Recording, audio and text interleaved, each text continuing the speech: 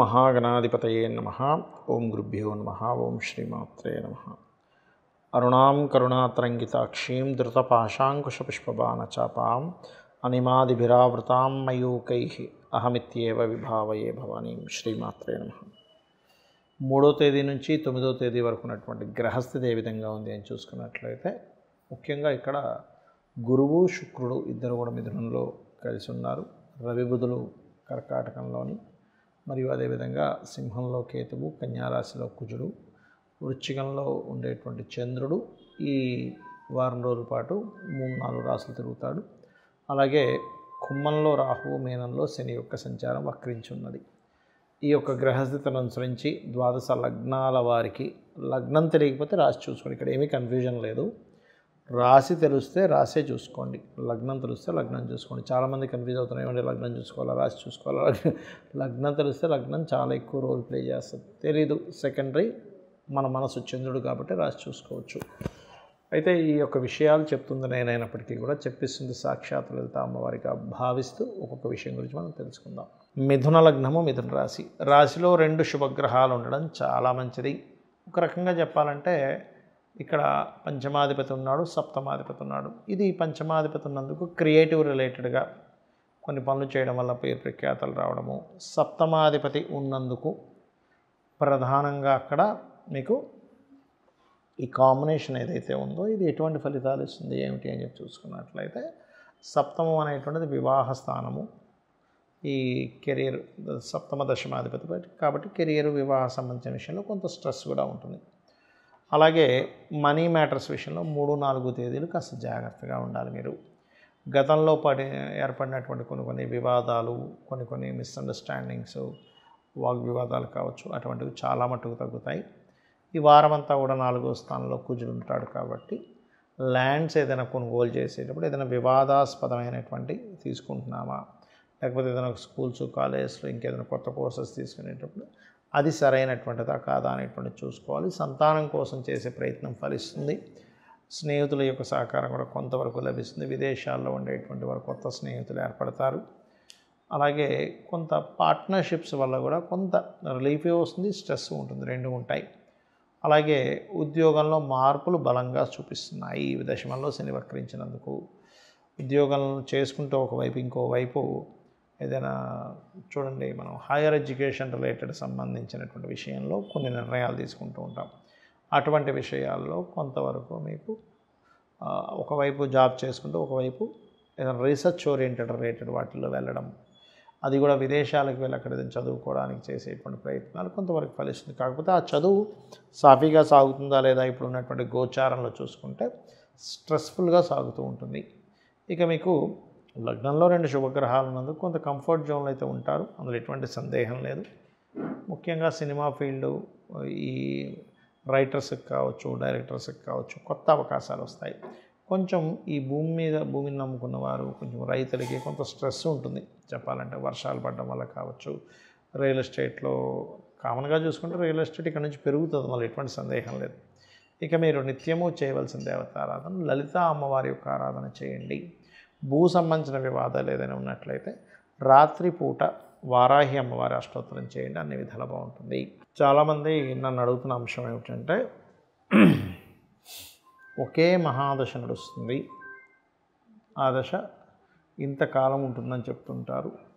కష్టాలు వాళ్ళు ఏదైతే కష్టపడుతుంటారో, అంటే అప్పుల వల్ల కావచ్చు, ధనం ఇరుక్కుపోవడం కావచ్చు, రోగ సంబంధించినవి కావచ్చు, ఉద్యోగం లేకపోవడం కావచ్చు, వ్యాపారం నడవకపోవడం కావచ్చు, ఇటువంటివన్నీ కూడా ఇప్పుడు చూడండి. చిన్న ఎగ్జాంపుల్, ఒకటేదో మహాదశ ప్రారంభమైంది, ఏ బుధ మహాదశ ప్రారంభమైంది అయినప్పుడు ఎంత ఉందండి అంటే ఒక 4 సంవత్సరాలు అయిపోయింది, ఇంకొక 13 సంవత్సరాల దాకా ఉంటుంది బుధ మహాదశ అనగా. అమ్మ బుధుల్లో అంతా ఇంతేనా అంటూ ఉంటారు. దాన్ని ఏమైనా అధిగమించగలమా అసలు? ఇక్కడ 2 విషయాలు. మనకి ఎటువంటి మహాదశ నడుస్తుందో ఆ దశానాథుడు ఇంకా ఎంతకాలం ఉన్నదో చూసుకోవాలి. చూసుకొని దాన్ని అధిగమించడం అంటే ఏమీ లేదు. ఇప్పుడు చలికాలం వచ్చింది, బాగా ఎండాకాలం వచ్చింది. చలికాలం అంతా అలాగే భరించాలా అంటే నువ్వు రూమ్ లోపల హీటర్ పెట్టుకోవచ్చు, లేకపోతే ఏదైనా దుప్పటి కప్పుకోవచ్చు, స్వెటర్ వేసుకోవచ్చు. కాలం మారిపోదు, అలాగే దశ వెంటనే మారిపోదు. మీకు ఆ దశ ఎంతకాలం ఉందో దాని ప్రభావం ఇస్తూ ఉంటుంది. కానీ మీరు దాని నుంచి రక్షించుకోవడానికి మీకు ఎటువంటి ఇబ్బంది ఉందో ఆ ఇబ్బందికి తగ్గట్టుగా మీరు అమ్మవారిని ఆ మంత్రం చేసుకుంటూ బయటపడవచ్చు, గుర్తుపెట్టుకోండి. అలాగే గృహం విషయంలో కూడా చాలామంది అడుగుతూ ఉంటారు. ఏంటంటే ఏమంటే ఇంట్లో ఉన్నంతకాలం ఇంతేనా అని అడుగుతూ ఉంటారు కొంతమంది. లేనట్లయితే మేము వచ్చినప్పుడు బాగానే ఉందండి, ఒక 3-4 ఏళ్ళు చాలా బాగుంది, తర్వాత మాకు ఎందుకు ఇబ్బంది వచ్చింది అన్నప్పుడు మీరు చెక్ చేసుకోవాల్సింది మీ జన్మజాతకంలో ఏదైనా మహాదశ కానీ, అంతర్దశ కానీ, లేకపోతే గోచారం కానీ మారి ఉంటుంది. ఎలా అంటే చిన్న ఎగ్జాంపుల్ చెప్తా. ఆరోగ్యంగానే ఉన్నాడు మనిషి, కానీ సడన్గా స్ట్రోక్ రావడమో, జ్వరం రావడమో, లేకపోతే సమ్ ఇబ్బంది వచ్చిందనుకోండి ఆ వ్యక్తికి. అప్పుడేంటి, అతనికి లోపల ఏదో చేంజ్ వచ్చింది లోపల. అంటే ఏంటి, బాగా కొలెస్ట్రాల్ ఏదైనా ఫుడ్ తిన్నాడా, లేకపోతే బ్లడ్ క్లాట్స్ అయ్యాయా, లేకపోతే బీపీ అండ్ షుగర్ లెవెల్స్ పెరిగాయా, ఇన్ని సంవత్సరాల నుంచి లేదంటే అప్పుడే వచ్చిందంటే దాని అర్థం ఏంటి, బాడీలో ఎలా అయితే చేంజ్ జరిగితే బాడీ రోగానికి గురవుతుందో మహాదశ అంతర్దశల్లో కూడా చేంజ్ జరిగినప్పుడు గురవుతుంది. మరి వాస్తుపరంగా ఏం చేంజ్ జరగచ్చు అంటే వాళ్ళకి తెలియకుండానే కొన్ని రంగులు వేసే విధానంలో, చాలామంది తెలియక ఉత్తరం వైపు ఎరుపు కానీ ఎల్లో కలర్ కానీ వేసుకుంటే సడన్గా ఫైనాన్షియల్గా ఆగిపోతుంది, వచ్చే అవకాశాలన్నీ ఆగిపోతూ ఉంటాయి. వైట్ కలర్ ఉంటే చాలా బాగుంటుంది. అలాగే ఇంట్లో ఒక్కొక్కసారి ఎక్స్ట్రాకి ఇంకో బాత్రూమ్ కట్టించామండి అంటారు. అది ఒక్కొక్కసారి ఫైనాన్షియల్ హౌసెస్ అయితే కూడా అక్కడ మీకు బ్లాకేజ్ ఏర్పడుతుంది. అంటే నార్త్లో కానీ, ఆగ్నేయంలో కానీ, పడమరలో కానీ. ఇలాగా మనం ఏదైనా నిర్మాణం చేసినప్పుడు అది కరెక్ట్ ప్లేస్లో చేస్తున్నామా లేదా. ఎందుకంటే కొంతమంది కొన్ని ఫుడ్స్ పడవు. అలాంటప్పుడు వాళ్ళు ఆ ఫుడ్ తీసుకోవడం వల్ల వాళ్ళకి మెటబాలజీ పరంగా చాలా చేంజెస్ వచ్చేసి ఇబ్బంది పడుతూ ఉంటారు. ఆ రకంగా అక్కడ అసలు మనం ఏం చేంజ్ చేసాము, ఒక వస్తువు మారిస్తే కూడా ఇంట్లో దాని ప్రభావం ఉంటుంది. వాస్తు అంటే కేవలం ఏదో 4 గోడలు కాదు, 45 మంది దేవతా అసురులతో, వాస్తు పురుషుడితో ఉన్నటువంటిది వాస్తు. ఓకే, ఇప్పుడు మనం దాన్ని ఎలా అర్థం చేసుకోవాలంటే ఇంట్లో నిర్మాణము, డోర్ పాయింట్స్, కలర్స్, వస్తువు, యాక్టివిటీ, ఆ వస్తువుతో కూడిన యాక్టివిటీ. అంటే ఎక్కడ తింటున్నాం, ఎక్కడ బాత్రూమ్స్ కట్టుకున్నాం, ఎటువైపు నిద్రపోతున్నాం, ఎక్కడ ఎటువంటి యాక్టివిటీ చేస్తున్నాం. చాలామంది తెలియక ఐరన్ బాక్సెస్ లాంటివి అవి కూడా దక్షిణంలో పెట్టకుండా ఉత్తరంలో పెడుతుంటారు. అది ఫైరీ ఎలిమెంట్, పంచభూతాలతో సంబంధంగా ఉంటుంది. భూతత్వము, ఆకాశతత్వము, జలతత్వము, వాయుతత్వము, ఇలాగా పంచభూతాలు అన్నమాట. అంటే భూమి, ఆకాశము, అగ్ని, వాయువు, జలము. ఈ పంచతత్వాల్లో ఇన్బ్యాలెన్స్ ఏర్పడినప్పుడు మీకు ఆ ఇంట్లో బాగానే ఉన్నాం కానీ ఏమైంది అంటే ఇటువంటి దోషాలు ఏర్పడుతుంటాయి. సో కొంతమంది తెలియక తీసుకొచ్చేదో బరువులు తీసుకొచ్చి ఎదురు పెడతారు బిల్డింగ్ మీద, లేకపోతే చెత్త అంతా తీసుకెళ్ళి బిల్డింగ్ మీద వేస్తారు. అది ఏ జోన్ అయింది, ఇప్పుడు ఆగ్నేయంలో వేసాడు చెత్త అంతా తీసుకెళ్ళి, ఏమైపోతుంది, మనీ మొత్తం బ్లాకేజ్ ఏర్పడడం, అనవసరమైన వాటికి డబ్బులు ఖర్చు పెట్టడం, ఇట్లాంటివి అవుతూ ఉంటాయి. సో ఇంట్లో ఏదైనా యాక్టివిటీ జరిగిందా, మహాదశలు ఏమైనా మారాయా, దానికి సింపుల్గా ధనపరంగా ఇబ్బంది వచ్చింది, ఓం సంపత్కరీ సమారూఢ సింధుర వ్రజ సేవితాయ నమః. అప్పులు ఇచ్చాము, లేకపోతే అప్పులు ఎక్కువగా ఉన్నాయి, ఓం అపర్ణాయే నమః.